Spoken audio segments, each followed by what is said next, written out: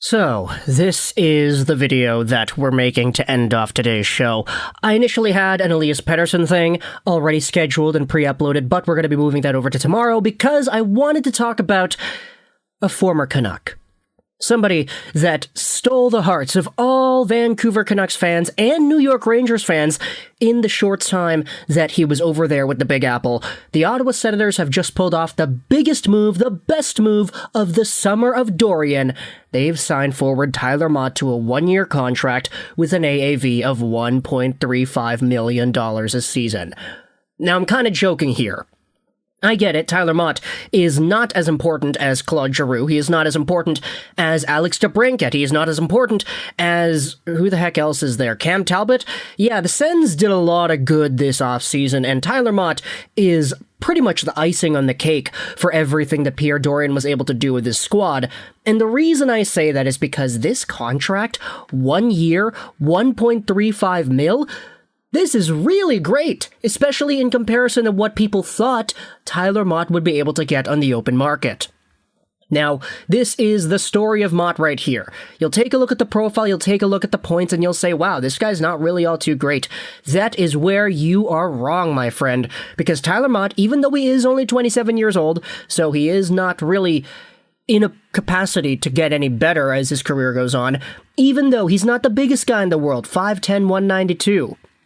And even though he's maxed out in a career high of 9 goals in a season and a total of 16 points as well, Tyler Motte is the perfect bottom six energy forward that goes out and he grinds, he makes things difficult for the opponent, he forechecks, he is so good at just playing the right way as a fourth line player. Now, the problem here with Tyler Motte was that in the final season of his deal, when he had 15 points in 49 games with the Vancouver Canucks this previous year, there was a conversation going around saying, hey, Tyler Motte might actually go out there and request a pretty significant amount of money on the trade market. We had NHL insiders speculating numbers up to $2 million per season, 2.5, going up to the 3 or 4 year $1 million range, or not 3 or 4 year $1 million range, 3 or 4 year range. And for anybody looking at Tyler Motte, it's easy to go out there and say, yeah, okay, I get it. He's a valuable fourth-line player. Vancouver fans love this guy, but can you really be going out there paying $2.5 million to fourth-line caliber players? We know Jim Benning did that with Beagle and Roussel, and that kind of became the norm in the NHL for a little bit, but for Tyler Motte, he was a guy that was genuinely good, but he would probably go out there and request that amount of money too. And so the Vancouver Canucks traded Motte over to the Rangers, and he only played 9 games for them in the regular season. He was taken out with an injury really quickly, and it was really bad, very unfortunate stuff. The Canucks only got a 4th-round pick in return for Motte. But upon Motte's return in the playoffs, where he played 15 games, he had 2 goals. So then again, the point production, not really all too great, but Rangers fans absolutely loved this guy. And you saw people going out there saying, yeah, if we could get him back for cheap, if we can sign him to a contract that's not in the $2.5 million range, I'd be all for keeping him. And ultimately, he does not stay in New York. Ultimately, he does not come back to Vancouver.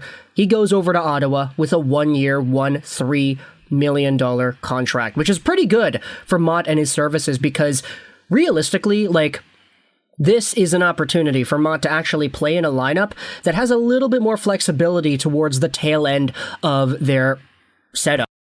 You have the top 6, you have the Formentons and the Kachucks and the Stutzlas and the DeBrincats and the Giroux. My goodness, that's a really good team over there in Ottawa. But towards the bottom of the lineup, there are spots available. If Tyler Motte were to come back over to, let's say, Vancouver, he'd probably be battling it out with, I don't know, whoever the Canucks signed on the PTO to play with with Curtis Lazar on the 4th line. And to be honest, if a guy like Motte is playing in Vancouver's 4th line versus, let's say, the 4th line of the Sens or the 3rd line of the Sens, he's getting a little bit more opportunity in Ottawa to showcase his worth, maybe get a few more points, and maybe get some more money next year during the 2023 free agency period. Meanwhile, you also have a New York Rangers team that signed Ryan Carpenter to a $700,000 deal, and he's somewhat in the similar territory of player mold as Tyler Motte, so there's a lot of Rangers fans going out there saying, okay, well, it sucks that we have Ryan Reeves on for $1.7 million or whatever it is, Tyler Mott just signed for 1.3. I'd rather have Mott than Reeves, some people would say, but at least we have Ryan Carpenter, who's a lot cheaper than both of them, and he sort of fills that role that Mott would fill over for the Ottawa Senators and their system over there. But at the end of the day, Tyler Mott, Ottawa, he is a really very just incredibly strong fourth line, third line-ish caliber player. It's tough to play him up the lineup. He can't really go out there and produce a heck of a lot of points. He had 4 goals in the 17-game sample the Canucks had in the bubble playoffs, and all those goals were incredibly important. When he scores a shorthanded goal by dangling it by one guy, dangling by the goaltender after breaking up an offensive opportunity by the other team by blocking a shot or something. It is the most hype thing you'll ever see. Tyler Mott going out there and doing his thing in Ottawa. You guys are going to be great. I cannot wait to see what Tyler Mott does, and I'm sure Rangers fans probably feel the same way. So talk in the comments all your thoughts about Tyler Mott going over to the Ottawa Senators. A Vancouver Canucks Elias Pettersson video that will be out tomorrow, so my apologies if anybody watches that and they're like, hey, why is he talking about it saying like, oh, this was from yesterday because it's from 2 days ago. Yeah, the Pettersson video was supposed to be released today, but we're moving that over to the 15th. I hope you enjoyed this video, Trolls99, and bye.